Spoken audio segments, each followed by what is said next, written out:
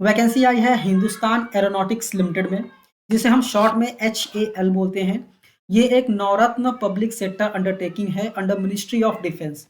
Total vacancy की बात करें तो टोटल 44 वैकेंसी आई हुई है अलग अलग पोस्ट के लिए, और कैटेगरी वाइज बाइफर्केशन भी आपको दिया गया है। डिटेल में डिस्कस करेंगे इस नोटिफिकेशन को। वीडियो स्टार्ट करें इससे पहले अगर आप चैनल पर नए हैं, चैनल को सब्सक्राइब कीजिए और बेल आइकन प्रेस करना मत भूलिएगा, जिससे कि जब भी कोई नोटिफिकेशन आए तो उसकी वीडियो आप तक पहुंच जाए। ठीक है। और आप ये नोटिफिकेशन डाउनलोड करना चाहते हैं तो ये कंपनी की वेबसाइट पे जाके डाउनलोड कर सकते हैं कैरियर सेक्शन में, या फिर आप मेरे टेलीग्राम चैनल से भी डाउनलोड कर सकते हैं। लिंक आपको वीडियो के डिस्क्रिप्शन में मिल जाएगा। तो ये स्टार्ट करते हैं। जैसा कि मैंने आपको बताया, अलग अलग पोस्ट के लिए वैकेंसी आई हुई है, जैसे general manager, FOS manager IMM, DY manager IMM, DY manager finance.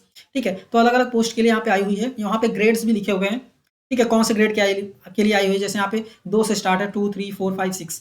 ठीक है। तो वो आप एक बार देख लीजिए कि कौन से ग्रेड के लिए आई हुई है। ठीक है, क्योंकि आगे ग्रेड को लेकर ही बताया जाएगा कौन से ग्रेड के लिए कितनी सैलरी है। ठीक है। जैसे फाइनेंस ऑफिसर सेकंड 2 ग्रेड के लिए आया हुआ है। DY मैनेजर HR 3 के लिए आया हुआ है। ठीक है। और यहाँ पे अगर देखिए ऑफिसर कंपनी सेक्रेटरीट उस 2 ग्रेड के लिए आया हुआ है। तो ऐसे ही आपको आगे जाके सैलरी भी बताया जाएगा। फिर अगर हम डिसेबिलिटी की बात करें, डिसेबिलिटी के लिए कितना वैकेंसी है वो भी यहाँ पे बता दिया गया है। अगर आप डिसेबल्ड हैं तो आप इसको रीड कर लीजिएगा। एजुकेशनल क्वालिफिकेशन की बात करें तो अलग अलग पोस्ट के लिए अलग अलग क्वालिफिकेशन यहाँ पे बता दी गया है। जैसे जनरल मैनेजर की बात करें FOS की, तो बैचलर डिग्री होनी चाहिए और फ्लाइट सेफ्टी का कोर्स किया हुआ होना चाहिए। मैनेजर IMM की बात करें तो डिग्री होनी चाहिए इंजीनियरिंग या फिर टेक्नोलॉजी में, या फिर उसके इक्विवेलेंट कोई डिग्री होनी चाहिए मैनेजर और DY मैनेजर के लिए। और DY मैनेजर फाइनेंस या फिर फाइनेंस ऑफिसर की बात करें तो CA या फिर ICWA की डिग्री होनी चाहिए। ठीक है। वैसे ही जिस भी पोस्ट के लिए आप अप्लाई कर रहे हैं उसका आपको क्वालिफिकेशन देखना है कि वो क्वालिफिकेशन आपके पास है या नहीं। अगर आपके पास क्वालिफिकेशन है तो आपको नेक्स्ट ये देखना है कि कितने साल का एक्सपीरियंस रिक्वायर्ड है। यहाँ पे बताया गया नेम ऑफ पोस्ट, कितने साल का एक्सपीरियंस रिक्वायर्ड है, और अगर इतना नहीं रहा तो फिर कितने साल का एक्सपीरियंस चल जाएगा। ठीक है। अगर मान लीजिए एग्जांपल देते हैं, डायरेक्ट अच्छे समझ में आएगा। मैनेजर के लिए अगर आप अप्लाई कर रहे हैं IMM के लिए तो 6 साल का एक्सपीरियंस होना चाहिए। बाई एनी चांस अगर 30 साल का एक्सपीरियंस है कम से कम और 6 साल का नहीं है तो आपको बिलो ग्रेड में कंसीडर किया जाएगा।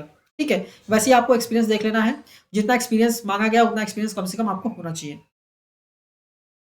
इसके बाद एज लिमिट की बात करें तो देखिए यहाँ पे ग्रेड वाइज बताया जा रहा है। ग्रेड 2 के लिए 30 साल, 3 के लिए 35, 4 के लिए 38। जैसे ग्रेड 2 अभी 30 साल किसके किसके लिए रहेगा, तो आपको यहाँ पे ग्रेड देख लेना है। ग्रेड 2 कौन है, फाइनेंस ऑफिसर है। ग्रेड 2 कौन है, officer PR media communication. Grade 2 कौन है, ऑफिसर कंपनी सेक्रेटरीट। ठीक है, फायर ऑफिसर ग्रेड 2 है। तो आपको यहाँ पे चेक करना है। ग्रेड 2 के लिए 30 है, 3 के लिए 35 है, 4 के लिए 38 है। ठीक है, तो ये आपको यहाँ पे चेक कर लेना है। ठीक है।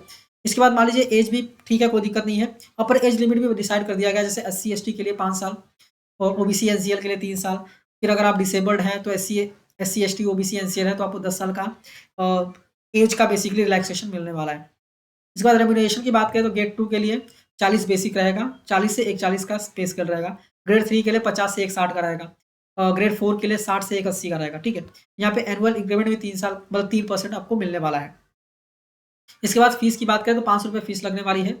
अगर आप SC ST या फिर PWBD हैं तो आपको कोई भी फीस पे करने की ज़रूरत नहीं है। आपको ऑनलाइन फॉर्म फिल करना पड़ेगा वेबसाइट पे जाके। ठीक है। वहाँ पे HAL रिक्रूटमेंट अकाउंट्स उसमें जाके आपको करना पड़ेगा। ठीक है। पेमेंट करने के बाद आपको 48 से 72 घंटे वैलिडेशन के लिए लग सकता है। ठीक है। तो बाय एनी चांस वैलिडेशन में जा रहा है तो आपको टेंशन लेने की ज़रूरत नहीं है। ठीक है। अप्लाई कैसे करना है, 500 रुपये आपको पे करने हैं। इसके बाद आपको ऑनलाइन जाके अप्लाई करना है। ठीक है। आप सिर्फ एक ही पोस्ट के लिए अप्लाई कर सकते हैं, ये भी ध्यान दीजिएगा। इसके बाद अगर बात करें तो जैसा कि मैंने बताया कैरियर्स में जाके आपको अप्लाई करना है। यहाँ पे लिंक भी दिया हुआ है www.halindia.co.in। ठीक है, यहाँ पे जाके आपको अप्लाई करना है। ठीक है। इसके बाद स्क्रॉल डाउन करेंगे तो यहाँ पे स्टेप बाय स्टेप बताया गया कैसे आपको अप्लाई करना है, तो आप रीड कर लीजिएगा अगर आपको अप्लाई करना नहीं आता है तो। सिलेक्शन प्रोसीजर की बात करें तो आप जब अप्लाई करेंगे, अप्लाई करने के बाद जो एलिजिबल कैंडिडेट्स होंगे, जैसे इनिशियल स्क्रीनिंग या फिर एक्सपीरियंस या फिर अदर क्रेडेंशियल्स के बेसिस पे उनको ही पर्सनल इंटरव्यू के लिए बुलाया जाएगा। ठीक है। इसके बाद स्क्रॉल डाउन करके और नीचे आएंगे तो यहाँ पे फिर अब जॉब डिस्क्रिप्शन दिया गया है वेरियस पोस्ट के लिए। ठीक है। आपकी एलिजिबिलिटी क्या होगी, जॉब का डिस्क्रिप्शन क्या होगा और पोस्टिंग लोकेशन कहाँ मिलने वाली है। ठीक है। हर पोस्ट के लिए यहाँ पे बताया गया है। जैसे DY जनरल मैनेजर की बात करें तो eligibility, jobs and responsibility, location. इसके बाद नेक्स्ट पोजीशन की बात करें तो उसकी भी जॉब एंड रिस्पॉन्सिबिलिटी। ठीक है, एक्सपीरियंस कितना रिक्वायर्ड है, उसके बाद लोकेशन, सारी चीज़ें यहाँ पे बता दी गई हैं। तो अगर आप अप्लाई कर रहे हैं, ठीक है, तो डेफिनेटली आप अप्लाई कीजिए, बट नोटिफिकेशन को सबसे पहले और अच्छे से रीड कीजिएगा। लास्ट डेट है सबमिट करने का 30 अक्टूबर 2024, 30 अक्टूबर 2024 लास्ट डेट अप्लाई करने का, ठीक है। तो आप एक बार चेक कीजिए, वापस से नोटिफिकेशन को रीड कीजिए।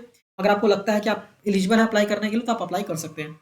ये वीडियो अच्छी लगी तो इस वीडियो को लाइक कीजिए, अपने दोस्तों के साथ भी शेयर कीजिए। आप मेरा टेलीग्राम चैनल ज्वाइन कर सकते हैं, जहाँ पे मैं एप्लीकेशंस के पीडीएफ शेयर करता रहता हूँ, ठीक है। और आप चैनल को सब्सक्राइब करना मत भूलिएगा, जिससे कि आपको आगे के जो नोटिफिकेशंस रहे उसके वीडियोज़ आपको मिलते रहें, ठीक है। तो मिलते हैं नेक्स्ट वीडियो में। Thank you for watching and all the best.